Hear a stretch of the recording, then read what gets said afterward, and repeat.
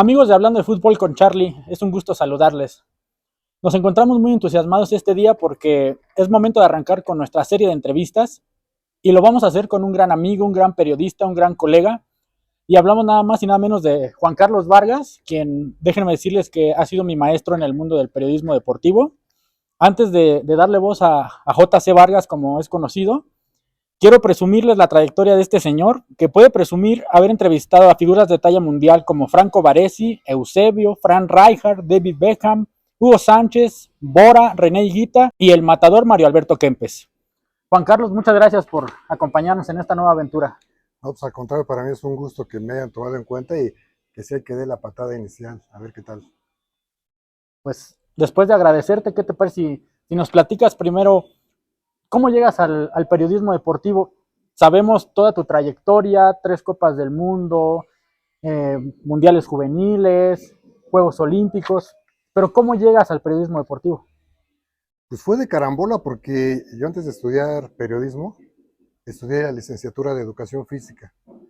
Yo de chico mi sueño era ser deportista, ser entrenador, pero entrenador de atletismo.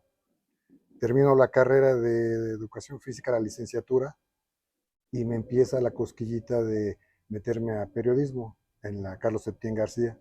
Y empecé a mezclar lo que aprendí del deporte con lo que aprendí de periodismo, y ahí fue cuando me pasé a empezar a hacer mis pininos en el Nacional, en el periódico El Nacional, que estaba allá a un lado, en la calle de la Carlos Septién García, un periódico que dejó de existir desde el 98, y ahí comencé a cubrir deportes, comencé a cubrir deporte amateur, y de un momento a otro me mandaron a lo que era cubrir selección, cubrir fútbol. Te platico, yo entré a El Nacional en el 86, empecé a hacer bueno, empecé a tomar dictados en el Mundial de México 86. Esa fue empezar a pagar derecho de piso, tomando las notas de los que fueron enviados a los partidos en Monterrey, en León, en diferentes partes que fue el Mundial aquí en México. Pues yo tomaba el dictado, en aquel tiempo no existía las redes sociales de ahora, era simplemente tomar el teléfono y el dictado.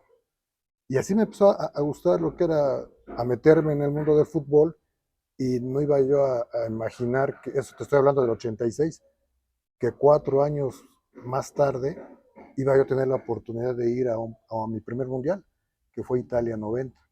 Imagínate, después de estar pensando en ser entrenador, de ser maestro de educación física, viajar a un mundial a Italia, y ahí la oportunidad, la sorpresa de que el primer día que me meto ahí en el Estadio Olímpico de Roma, todavía uno podía entrevistar a cualquier jugador que quisieras. Y empecé a caminar cuando terminó el entrenamiento, y al primero que me encuentro, nada menos que a Franco Baresi, capitán de aquella selección de Italia. Te soy sincero, yo había tomado, cuando me enteré yo que iba a ir al Mundial, fue un año antes. Entonces sí, lo que le recomiendo mucho a los periodistas, estúdiale. Yo en aquel tiempo compré unos cassettes, un libro de italiano para aprender un poco. Estuve estudiando por mi cuenta como 6 meses, para mí suficientes para poder platicar 15, 20 minutos con Franco Baresi, y admirarme que no solo puede hablar en su idioma, ¿no? Sino que ir hasta allá, y la primera nota informativa que mande sea nada menos que con Franco Baresi.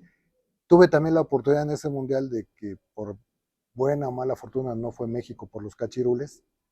Entonces, en lugar de andar yo siguiendo a la selección mexicana, pues andaba yo siguiendo a las estrellas. Me tocó, obviamente, Diego Maradona, estar en el partido Nápoles-Italia, perdón, Argentina-Italia en Nápoles, que ahí la sensación era Diego, no era la selección de Italia. Claro. Estar en la final, donde pues, ya todo el mundo recordamos al silbante mexicano, lo que ocurrió, la molestia de Diego, y que al final pues el que se corona es otro, y no Argentina como muchos esperaban.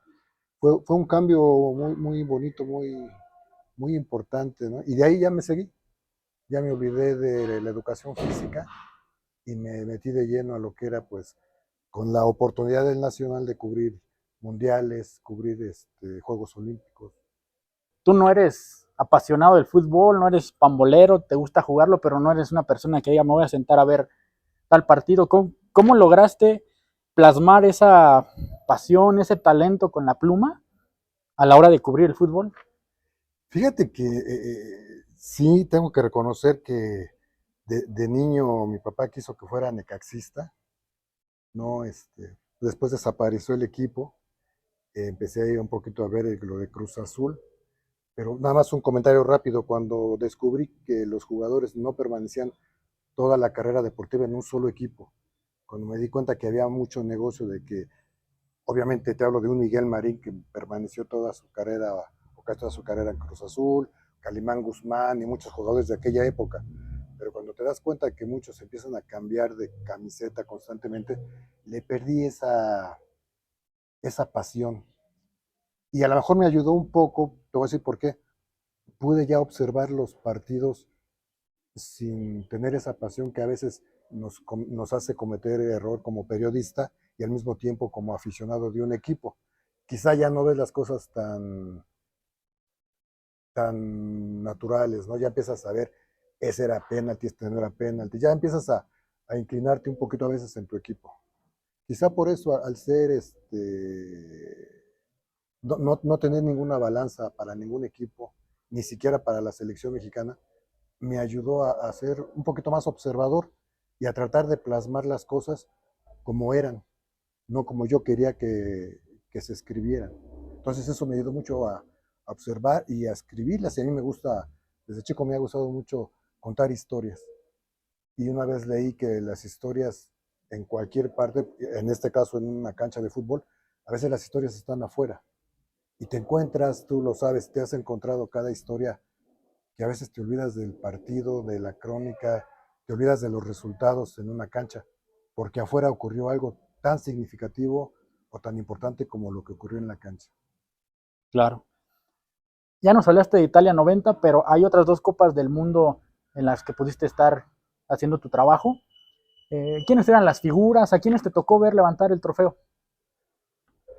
Bueno, pasándome un poquito atrás, en el Mundial de Italia, nada más comentarte rápido, lo que también tuve la oportunidad es de experimentar una charla bueno, varias charlas con los hooligans. Casi nadie quería acercarse, una por el idioma y otra por el temor de que pues, te fuera a ocurrir algo. Quizá cuando estás joven y tienes esas ganas de hacer cosas, o a veces no mides, no es valentía, sino que no mides lo que puede ocurrir. Y yo me metí a entrevistar, incluso me costó una ronda de cervezas de litro, caras en aquel tiempo que pagó el periódico, de sentarme a platicar con 6 hooligans, un día antes del partido Inglaterra-Holanda. Y me empezaron a platicar, ellos no supieron que yo era reportero, entonces tuve que platicar con ellos sin plumas, sin hojas, tratar de recordar todo lo que me dijeron, nombres, direcciones, todo lo que me platicaron. Y me contaron que el día del partido, que se le manejó como el día D, porque los dos equipos tenían hooligans, en la isla de Cagliari fue el partido, iba a ser algo tremendo y sí, hubo muertos, hubo un desaguisado, hubo corretizas, cristales rotos, autos volteados, que eso fue lo menor. Y yo me quedé con la experiencia de haberme acercado te digo, más que atrevimiento fue no saber que te puede ocurrir algo, pero eso en ese momento me ayudó, yo tenía 27, 28 años, me ayudó a acercarme y a platicar y a tratar de plasmar lo que te dije hace rato, encontrar que a veces las historias están afuera de la cancha, como fue lo de los hooligans. Aquí quizá no me tocó, en Italia no me tocó ver a Maradona levantar el trofeo, pero sí me tocó verlo molesto cuando silban durante el himno argentino y él en plena pantalla se ve como suelta groserías contra el público. Después me toca el mundial también para el nacional, el mundial de Estados Unidos, en el 94.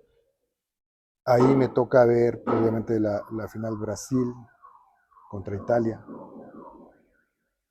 Me toca ver cosas, al Franco Baresi que yo conocí en Italia 90, lo veo ahora fallando un penalti en la final. Veo a un Romario levantando el trofeo que en aquel entonces era la sensación, porque se hablaba, de hecho, en ese mundial, en un entrenamiento, Mario Lobo Zagallo, que era el segundo a bordo, pero en realidad muchos decían que era el verdadero entrenador de aquella selección y un gran personaje de Brasil, nos señalaba en el campo de entrenamiento a un jovencito de 14 años, de pelo corto y ya creciendo, que estaba pateando la pelota junto a Dunga, y los dos con unos balonazos de larga distancia increíbles. Y tú decías, bueno, de Dunga yo sé que tira el balón fuerte, pero el chamaquito que está a un lado, ¿quién es y por qué le pega tan fuerte al balón? Y él nos dijo, ese jovencito, el próximo mundial va a dar mucho de qué hablar. Y era nada menos que Ronaldo, jovencito. En el mundial del 98 en Francia, que también me tocó la oportunidad de cubrir, pues me tocó entrevistarlo, aunque ahí sí fue una entrevista en zona mixta con Ronaldo, y lo que todos vimos en la final contra la Francia de Zinedine Zidane, ¿no? Que bueno, un día antes de la final, en Campos Elíseos se estaban vendiendo playeras de Brasil, playeras piratas, con el número y el nombre de Ronaldo. Y toda la gente, hasta los franceses, lo estaban comprando pensando que pues, ya era un hecho que iba a ser campeón Brasil. Cuando se aparece 3 veces Zinedine Zidane y cambia la historia. Esos son los 3 mundiales que me han tocado y muchas historias por dentro y en la misma cancha. Increíble experiencia. Realmente eres un personaje en el periodismo muy afortunado porque has tenido acceso a figuras de talla mundial que muchos de nosotros que estamos en el mundo del periodismo deportivo no hemos logrado, ¿no?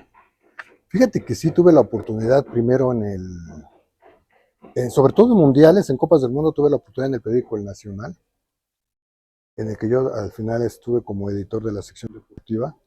Yo en aquel tiempo, te hablo de los jefes de secciones, tenían lo que ahora tengo yo, 60 y tantos años. Esos eran los jefes de las secciones deportivas. Y yo a los 27, 28 ya andaba yo editando una sección. Y con la oportunidad y el apoyo del director o los directores en aquellos años de cubrir eventos así. Yo la verdad, en el 86, cuando andaba yo recibiendo los llamados por teléfono, no me iba a imaginar que se me acercaban 3 Copas del Mundo, 3 Juegos Olímpicos, peleas de campeonato mundial, Fórmula 1, 2 supertazones, pero bueno, ya son otros deportes, pero sí, oportunidades de entrevistar vía telefónica a Eusebio, platicar con René Higuita de una historia increíble que me contó de que ellos jugaron en la cárcel una cascarita con Escobar Gaviria, la selección colombiana, de aquella de Valderrama, de Higuita, de aquellos jugadores, Asprilla, fueron no como selección, sino a título de amigos, pero casualmente la selección fue una vez a la cárcel a jugar una cascarita con su amigo Escobar.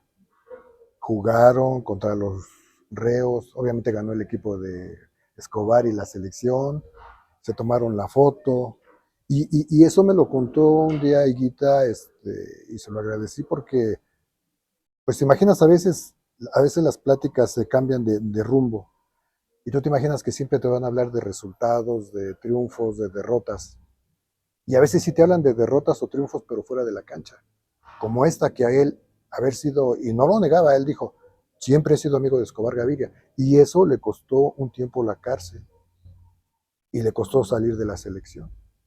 Y aún así yo cuando platiqué con él, pues ya era toro pasado, y él me decía, yo sigo siendo amigo aunque ya esté muerto, sigue siendo mi amigo, Pablo Escobar, ¿no? Y difícilmente un atleta de la talla de René Higuita te va a contar eso de un narcotraficante, ¿no? Y ese era también algo anecdótico. Te recordarás que él vino a jugar a Veracruz ya en sus últimos tiempos, y en Veracruz él se hizo fanático de las canciones de Vicente Fernández. Incluso me comentó que una vez se enteró que iba Vicente Fernández allá a Veracruz a una... ¿Cómo se llama estos, Jairo? Un palenque. Un palenque. Y él pidió permiso al equipo, compró su boleto y todo, y estuvo ahí.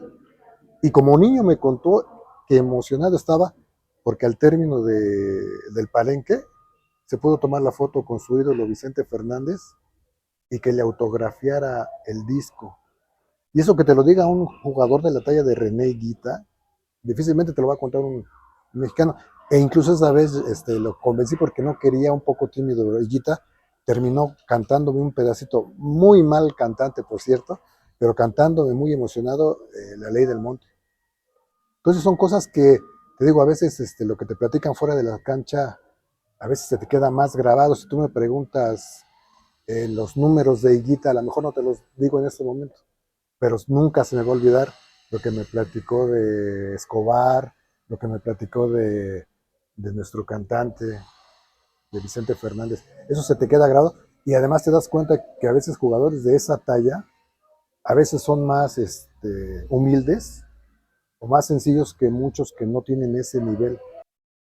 Ya hablamos de Eusebio, de Higuita, pero pasaron otras figuras por tu pluma. ¿Cuál entrevista fue la que más disfrutaste, además de la de Higuita? Por ejemplo, una entrevista con Bora, que tú dices, bueno, pues a Bora todo el mundo ha platicado con él. Pero a mí me platicó una historia muy interesante a mi punto de vista porque él me preguntó, me mostró un tablero de ajedrez y como niño me dijo, pregúntame si sé jugar ajedrez. A ver, Bora, ¿sabes jugar ajedrez? Claro que sé jugar ajedrez. Pregúntame si soy bueno. Bora, ¿eres bueno para jugar ajedrez? No soy bueno. Soy muy bueno. Y yo pensé que era un juego de niños, ¿no? Al ajedrez, pues, ¿qué tiene de raro o qué tiene de importante que Bora juegue ajedrez? Y cuando te empiezas a enterar de la infancia de Bora, ex yugoslavo o yugoslavo, en un mundo en guerra, donde han muerto sus padres, donde un hermano muere por guerra, donde ellos, donde viven, en Yugoslavia, están encerrados, están en guerra y las ventanas y las puertas están con tabiques, con clavos. Como ahorita podemos estar hablando de Rusia, de Ucrania, así estaban ellos. Y la única manera que tenían de entretenerse, por decirlo de una manera, entretenerse, era con un tablero de ajedrez. Cuando esto te dice Bora, te empiezas a dar cuenta que para él no es un tablero, es su vida, es su infancia. Y en esa entrevista me llamó mucho la atención porque mirando un tablero de ajedrez se refleja toda la infancia, todas las guerras y todos los sufrimientos que pasó Bora Milutinovic, un personaje que hemos tenido mucho tiempo aquí y que casi pocos hemos platicado sobre la guerra de su familia, la muerte de sus padres, sus hermanos que también eran futbolistas, y de él que a propósito de que fue entrenador de bastantes selecciones, no solo fue entrenador de Pumas de México, de Estados Unidos, de Nigeria, de China, de Costa Costa Rica. Rica. Cuando él era entrenador de China, a él lo tenían como una persona especial, tan especial que cuando se retiró de esa selección le regalaron un jarrón especial que tenía aquí en su casa en México. Y además él, cuando se enteraron que le gustaba el ajedrez, le dieron la oportunidad de jugar una partida con en aquel entonces la campeona mundial de ajedrez que era China, que tenían prohibido por como es China que ella pudiera jugar una partida con cualquiera, ¿no? Pero como era Bora, lo dejaron. Obviamente me platicó que le fue pésimo porque pues jugar contra la campeona mundial de ajedrez, pero ese gusto nadie se lo quita. E incluso ahora que está Bora en Qatar, el jeque, ahorita no recuerdo el nombre del jeque en Qatar, pero es amante también del ajedrez. Un personaje que nadie puede hablar, nadie puede mirar a los ojos, nadie puede levantar la cabeza ante esas personalidades. Bora puede sentarse en su mesa, jugar ajedrez, ganarle y todavía reclamarle, te gané, págame la apuesta. Y es Bora, un personaje que todos conocemos, pero que a veces muchos desperdiciamos, ¿no? Y yo siempre le reitero, siempre hay historias alrededor de unos personajes, pero a veces cometemos el error de tratar de platicar la misma historia. Y te encuentras historias muy interesantes, como esa, como del secuestrador de Di Stefano. Háblanos de eso, por favor, Juan Carlos. Fíjate, yo no sabía como muchos que no fue mi época y no tenía yo el conocimiento de que en su tiempo Alfredo Di Stéfano había sido secuestrado en Venezuela, en un partido amistoso del Real Madrid. Todos sabemos que jugaba para el Real Madrid, aunque se les robaron al Barcelona. Venía a una gira, partidos amistosos, y en Venezuela secuestraron una madrugada a Di Stéfano, pero no era un secuestro por dinero, sino era un secuestro en cierta manera de un grupo de Frente Popular, que lo que buscaban era la reivindicación de su frente. Y el líder intelectual dijo, pues vamos a secuestrar unas horas a Di Stéfano. Lo secuestran, dura un día más o menos el secuestro, logran, ellos lo que querían es que el mundo se enterara, porque imagínate secuestrar a Di Stéfano, ellos lo que querían que el mundo se enterara de que existía un grupo de frente que estaba en contra del gobierno. Y lo lograron gracias a que la gente volvió a ver quién secuestró a Di Stéfano. Pero en esas 24 horas hizo un poquito, este secuestrador hizo un poquito, no te voy a decir que de una amistad, pero un poquito de convivio con Di Stéfano. Y para que al jugador no se le hiciera muy complejo, muy traumático el momento, jugaron damachinas, le invitaron a comer hot dogs y le pusieron en la televisión, a Di Stéfano le gustaban las carreras, le gustaba apostar, le pusieron carreras de caballos. Entonces, mientras estaba secuestrado, pues Stefano se dedicó a comer hot dogs y a ver carreras de caballos y a apostar hot dogs con el secuestrador. Hot dogs que no eran suyos ni siquiera, pero para entretenerse un rato. Quedaron bien al final, soltaron a Di Stéfano y él se regresó bueno, se regresó el equipo y todo. Yo eso que te estoy platicando me enteré cuando murió Di Stéfano. Ya tendrá unos 10 años por ahí que murió Di Stéfano. Yo me enteré pues imagínate toda la talla que era de Stefano, todas las notas que empieza a escupir las agencias internacionales. Muere Alfredo Di Stéfano, la saeta, ¿no? La saeta rubia, el gran Di Stéfano. Y pues estaba yo trabajando en el Excelsior y pues empiezas a checar toda la información que te encuentras para tratar de resumir lo más importante y publicar ese día de su muerte. Pues no solo el fallecimiento, sino quién fue él para los jóvenes. Y entre tanta información que empecé a investigar ahí en las redes o en las agencias que nos mandaban la información, FAP, todas las agencias internacionales, me encuentro esta historia que en alguna ocasión fue secuestrado Di Stéfano. Yo me caractericé mucho tiempo por buscar historias a un lado Las canchas. de las canchas. Y dije, bueno, si están hablando de que un señor secuestró a Di Stéfano, pues Di Stéfano ya se me murió, pero el secuestrador puede estar vivo. Y empecé a buscar su nombre, empecé a buscar su ubicación. No te hago largo el cuento, entre tanto que me puse a checar, me apareció una nota de Venezuela, un periódico local manejando que estaba vivo el secuestrador, que habían tratado de comunicarse con él, que él les agradecía su interés, pero que él había llegado a un pacto con Di Stéfano de no volver a hablar del tema. Y así lo iba a mantener. Pues yo rápido, sin nada que hacer en ese momento, pues hablo al periódico venezolano para que no digan, ni te inventaste la nota o sacaste el teléfono de la manga, no. Checo qué número tiene el teléfono, hablo al periódico, pregunto por el periodista que trató de hablar con el secuestrador, que no lo logró, pero que lo atendió por teléfono. Y él amablemente, porque también debes de tener suerte a veces, el periodista venezolano amablemente me da el teléfono de la casa El del secuestrador. secuestrador y me dice, te doy el teléfono, pero ya no contesta y si te llega a contestar te va a agradecer, pero no. No pierdo nada. El no ya lo tienes. Insistí un par de horas.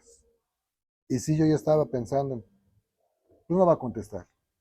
Pero tanto estuve, insiste, que de repente el primer sorprendido fui yo de que me contesta una voz gruesa y pregunta, ¿quién es? ¿Qué pasa? Y ya le empiezo a explicar.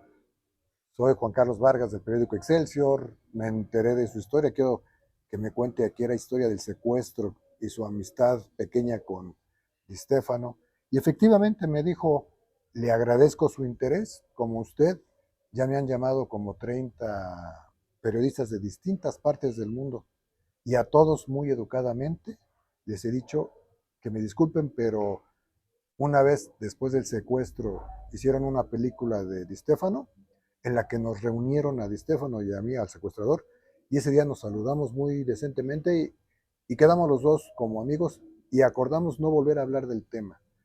Usted sabrá que yo soy hombre de palabra y por favor, pues no le voy a hablar del tema. Le agradezco su atención. Ahí tú cuelgas y dices, pues ni modo. Yo estuve investigando lo que te platiqué hace rato del secuestro, lo estuve leyendo mucho antes, y antes de que colgara con este señor, pues empecé a preguntarle cosas. Oiga, que usted le regaló un cuadro de usted además del frente político, usted pintaba, sí, sí pintaba, pero ¿eso qué tiene que ver? Es que usted le regaló un cuadro, una pintura de unos caballos en un hipódromo. Se lo regaló a Di Stéfano como amistad y tengo entendido que Di Stéfano tenía ese cuadro en su sala. ¿Cómo es que usted sabe eso?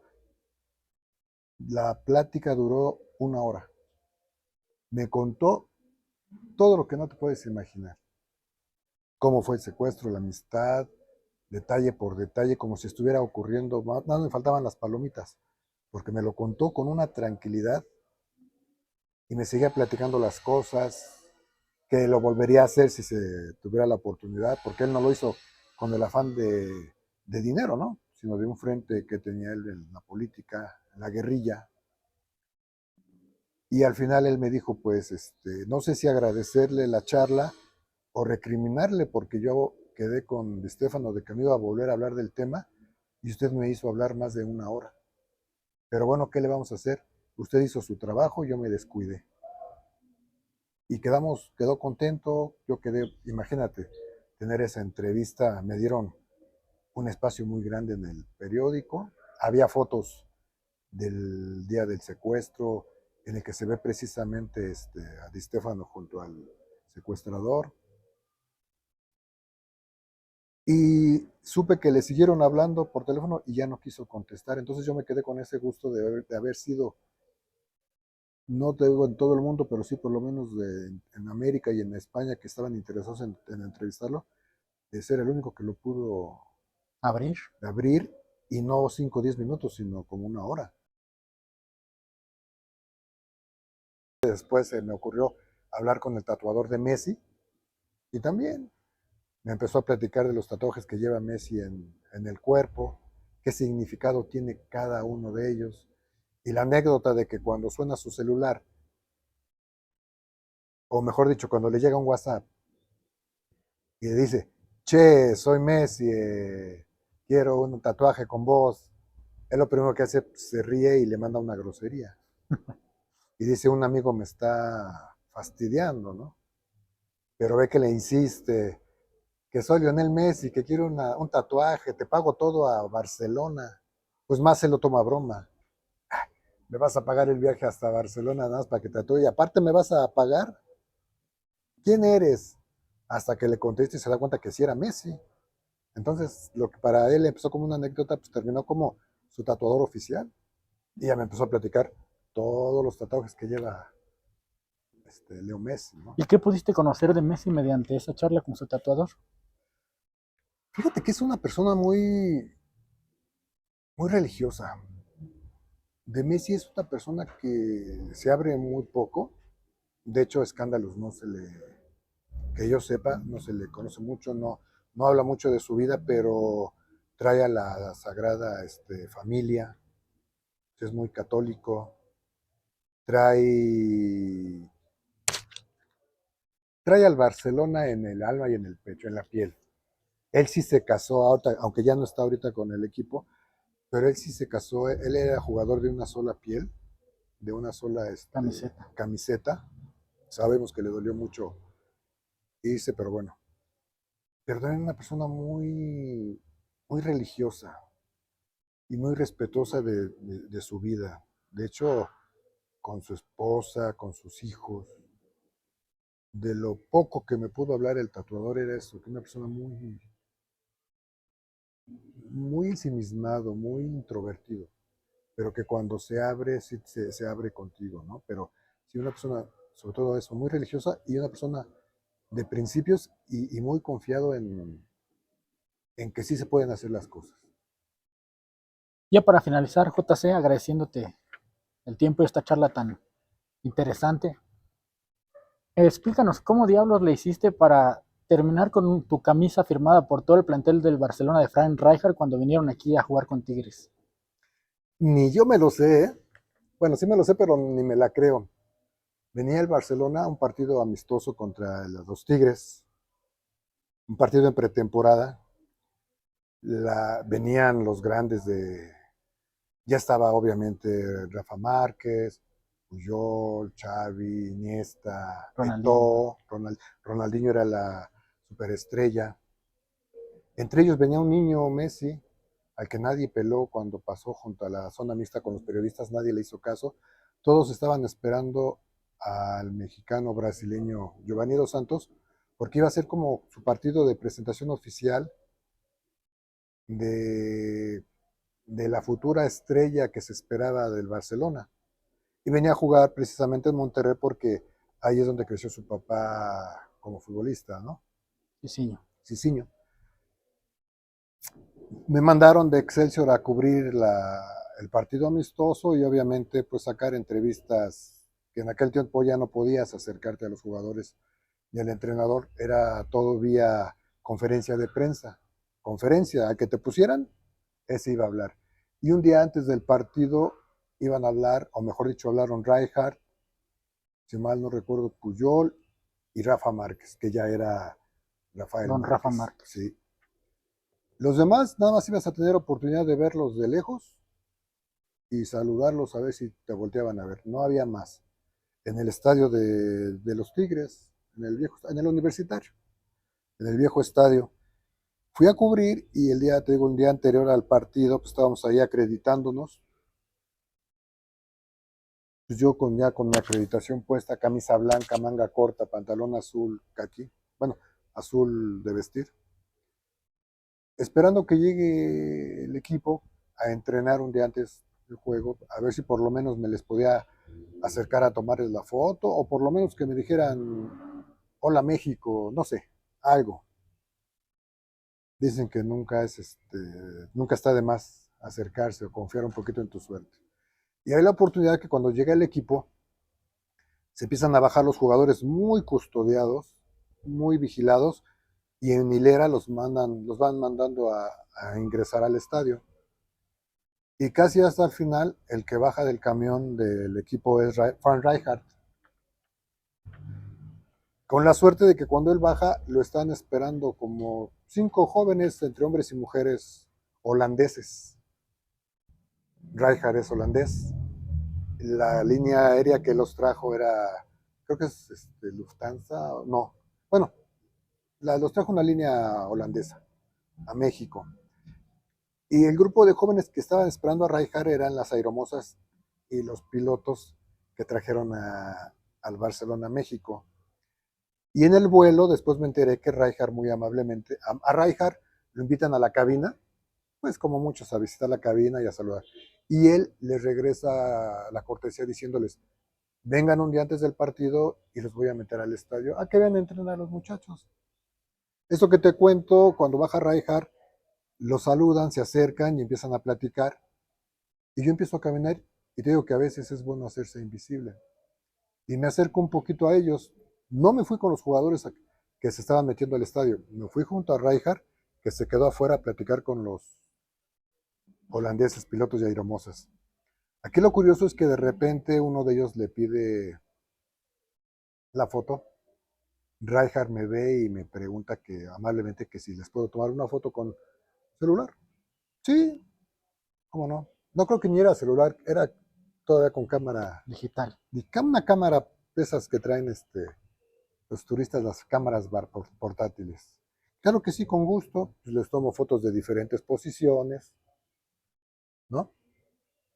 Y al final, les entrego la cámara, me agradece Rijkaard, y Rijkaard le dice a los de seguridad del estadio, ellos vienen conmigo, pero al decir ellos vienen conmigo, sin querer, señala al grupo en el que estoy.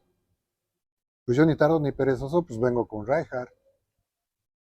Rijkaard no sabía quién era yo, los pilotos tampoco, los de seguridad menos, pero si Rijkaard te dice, ellos vienen conmigo, van a entrar, pues me meto con ellos hasta los vestidores. Esto que te cuento, estaba yo los muchachos pilotos terminaron en la cancha, yo terminé entrevistando a Rijkaard en el vestidor, después ya le dije quién era y él no se opuso, siguió platicando conmigo sin problemas. Y de ahí salí con él a la cancha. Estuvimos en la cancha durante el entrenamiento.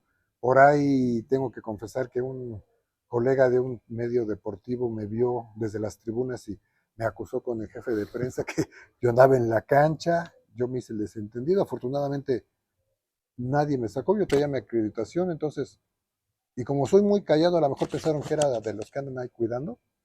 Y ahí me quedé. Al final del entrenamiento salieron niños de hijos de los jugadores, los mismos de los diferentes empresas que tienen que ver con Tigres, pues sus hijos estaban ahí con la playera de Tigres o con la playera del Barcelona, listos para el autógrafo, el baloncito. En lo que menos te cuento, yo ya tenía un plumín en la mano, no sé quién fue el niño que sufrió mi atentado, pero ya a un niño le quité su plumín. Y sin ser, como lo dijiste desde un principio, sin ser apasionado del fútbol, dije, bueno, pues si todos estos niños están pidiendo autógrafo, pues yo también voy a ser niño por unos minutos. No tengo balón, pero tengo una camisa blanca. Rijkaard, Ronaldinho, Puyol, Eto'o, Messi, Dos Santos, todos me firmaron la camisa. Imagínate aquel periodista deportivo que me señaló que quería que me sacaran. Cuando me encuentra de frente con la playera autografiada, pues me empezó a decir que a qué había ido yo a trabajar o a divertirme. Y dije, pues a divertirme, si se puede también a trabajar, ¿no? No va nada contra el otro. Lo malo, porque también se me han dicho, ¿y qué se hizo de esa playera? La pusiste en un marco, la vendiste, la rifaste.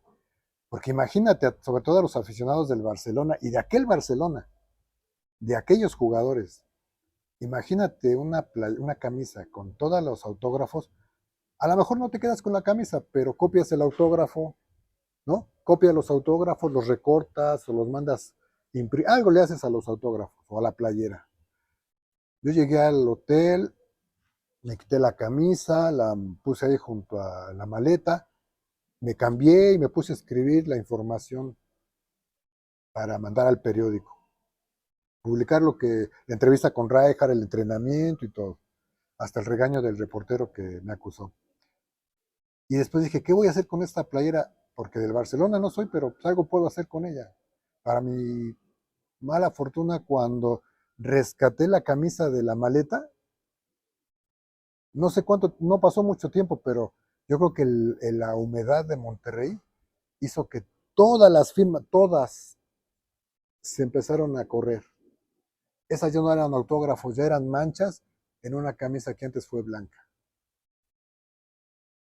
Te soy sincero, no lo sufrí porque no soy apasionado ni del Barcelona, pero mínimo un coscorrón ahí merecía yo por no haber aprovechado esa camisa, quizá para alguien que sí era aficionado, ¿no? O algo se podría haber hecho. O en lugar de haber, no sé, no, tú no puedes ser adivino, pero si en lugar de la camisa me hubiera llevado un balón o hubiera encontrado un balón blanco, oye, fírmamelo. Pero bueno, me quedé una anécdota de decir, mira estas manchas, esta mancha era de Eto'o, esta mancha era de Ronaldinho, esta mancha Rijkaard, todas así quedó. pero me quedó el gusto de que estuve a nivel de cancha con todos esos monstruos, y no solo a nivel de cancha, estuve en el vestidor en el momento que Rijkaard les estaba dando indicaciones. Juan Carlos, pues mil gracias. Una delicia platicar contigo, compartir con los amigos de Hablando de Fútbol con Charlie la historia de un gran periodista, de un gran ser humano. Y pues pedirte que sigas pendiente del canal, desearte todo el éxito en los nuevos proyectos que estás haciendo. Amigos de Hablando de Fútbol con Charlie, hasta aquí llegamos con esta primera entrevista. No olviden suscribirse a mi canal y darle like al video. Hasta la próxima.